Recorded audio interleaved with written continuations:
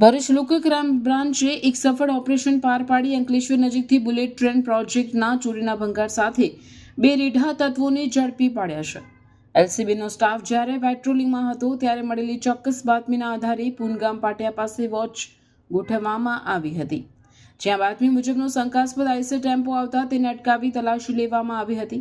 તપાસ દરમિયાન ટેમ્પોમાંથી આશરે 2600 કિલો લોખંડનો ભંગાર મળી આવ્યો હતો, જે બુલેટ ટ્રેન પ્રોજેક્ટ્સની સરફુદ્દીન ખાલપિયા સાઇટ પરથી ચોરી કરવામાં આવ્યો હોવાનું બહાર આવ્યું હતું.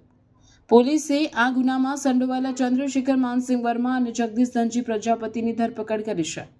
આરોપીઓની પ્રાથમિક પૂછપરછમાં ખુલાસો થયો છે કે સરફુદ્દીન ખાલપિયા ગામના અન્ય 11 જેટલા શખ્સોએ નર્મદા કિનારે સંગ્રહિત પ્રોજેક્ટના સામાનને ગેસ કટરથી કાપી ચોરીનો જથ્થો તૈયાર કર્યો હતો, જે લેવા માટે તેઓ રાજપાલ નામના વ્યક્તિના કહેવાથી ત્યાં પહોંચ્યા હતા.